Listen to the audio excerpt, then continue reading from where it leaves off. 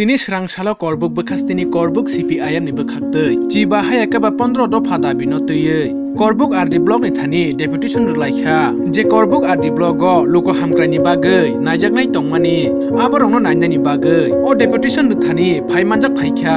Gumuti jela committee ni secretary Madop Saha te ex MLA Priyomoni te Borma te Mogendra akosongno khobei. Joto CPIM ni sengkrak adong ro. O deputation ni thani lahar himbotok himei nangkongmani kokbo narakha.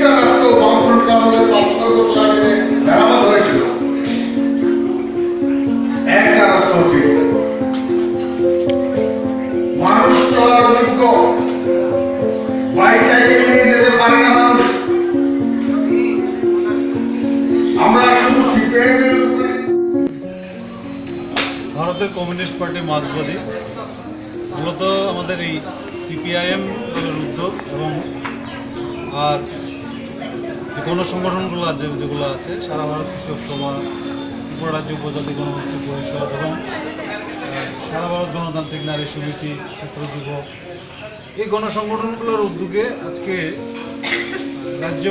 রাজ্যভিত্তিক যে 7 দফা দাবি এবং তার সঙ্গে আমাদের মহকুমার 8 দফা মোট মিলে 15 দফা দাবি নিয়ে এখানে ব্লক ভিত্তিক ডেপুটেশনে আমরা আজকে মিলিত হয়েছি।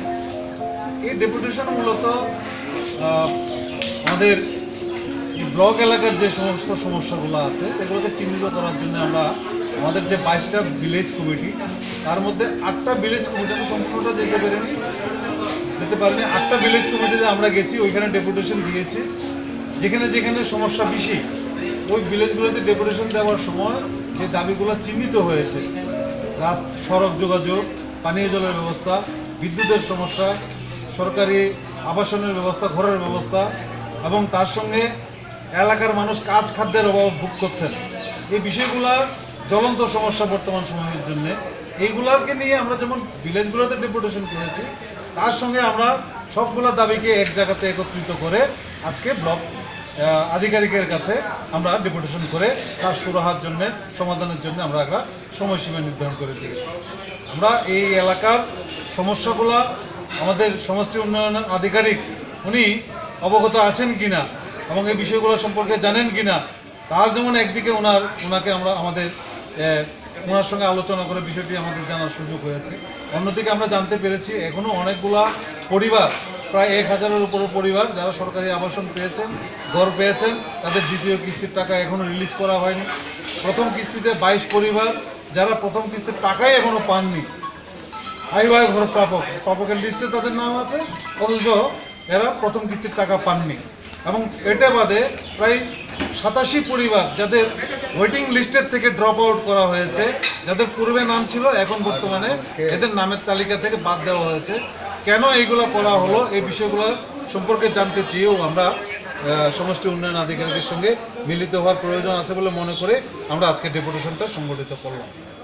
এটা আমাদের পার্টির বর্ষিয়ার নেতৃত্ব, আমাদের জেলা কমিটির সেক্রেটারি শ্রদ্ধেয় মাধব সাহা মহোদয় উনি আলোচনা করেছেন ওনার বক্তব্যের মধ্যে দিয়ে। আমাদের প্রতিনিধি দলের কনভেনার কমরেড মগেন্দ্র রিয়াং উনি ছিলেন আজকের ডেপুটেশনে বিডিও সাহেবের সঙ্গে কথা বলতে গিয়ে। আমরা আগামী 15 দিন সময় দিয়েছি বিডিও সাহেবকে। আগামী 16 তারিখে আমরা আবার পুনরায় বিডিও সাহেবের সঙ্গে তার পর্যালোচনা সভা আমরা মিলিত হব এবং বিভিন্ন দপ্তর থেকে কী উদ্যোগ নেওয়া হয়েছে, কী পদক্ষেপ এরা গ্রহণ করেছেন এই বিষয়গুলো সম্পর্কে আমরা জানতে চাই। Thank you sir.